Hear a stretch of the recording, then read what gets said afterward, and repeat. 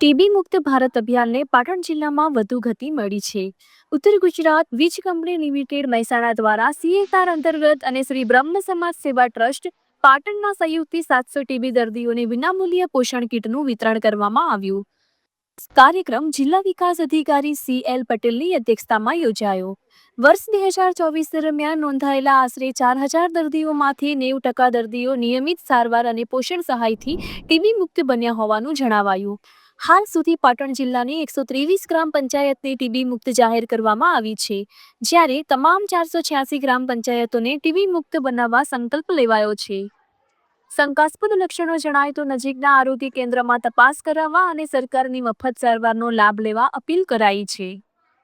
આપણે સૌ જાણીએ છીએ કે છેલ્લા ઘણા વર્ષોથી આ ભારત દેશ ટીબીના નિર્મૂલન માટે ખૂબ પ્રયાસ કરી રહ્યો છે અને એના જ ભાગરૂપે નેશનલ ટીબી એલિમિનેશન પ્રોગ્રામ એટલે કે આખા દેશમાંથી ટીબીને નેસ્ત નાબૂદ કરવા માટેનો આખો કાર્યક્રમ ચાલી રહ્યો છે.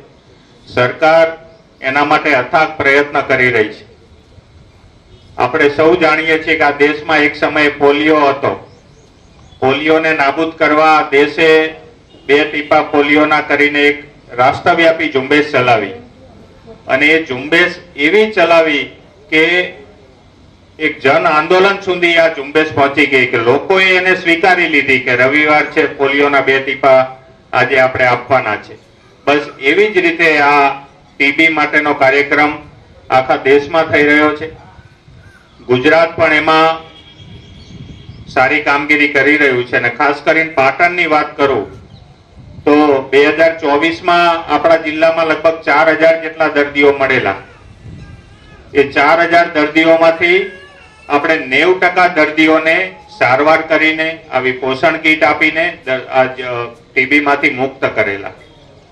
ટીબી અસાધ્ય નથી, ટીબીને મટાડી શકાય છે, પણ શરત એટલી છે કે એની દવાઓ નિયમિત લેવામાં આવે.